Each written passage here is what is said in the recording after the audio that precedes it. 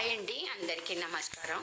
కొంతకాలంగా ఈ ఛానల్ ద్వారా మీ ముందుకు వస్తున్నాను. నేను ఈరోజు ఒక పెయింటింగ్తో మీ ముందుకు వస్తున్నాను. పెయింటింగ్ టైటిల్ వచ్చి అంతర్ముఖం. Size 22 inches to 15 inches, medium poster colours ఇవి.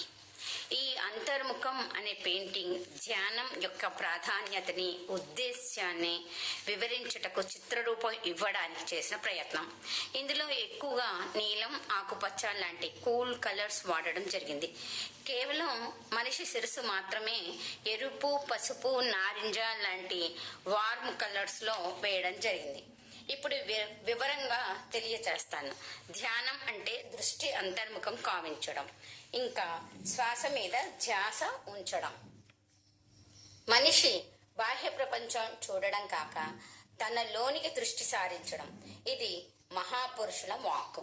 ధ్యానం చేస్తున్న వ్యక్తి తన లోనికి చూడడం అంటే తను ఎవరు, ఏంటి, ఎలా ఉన్నాను అని ఆత్మశోధన చేసుకోవడం. తన బాహ్య ప్రపంచం ఏమిటి, అందులో తన పాత్ర ఏమిటి అని ఆలోచించడం.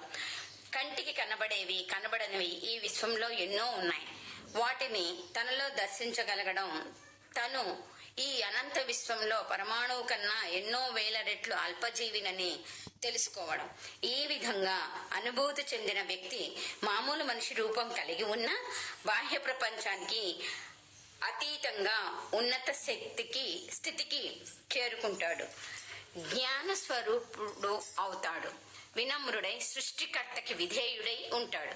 గొప్ప గొప్ప మహాను పురుషులు అందరూ ఇలా జ్ఞాన స్వరూపులుగానే ఉండడం వలనే కూర్చున్న స్థానం నుంచే ప్రపంచంలో ఎక్కడ ఏం జరుగుతుందో తెలుసుకోగలిగేవారు. విశ్వం మొత్తం వారికి కనబడుతుంది. అందుకే దేని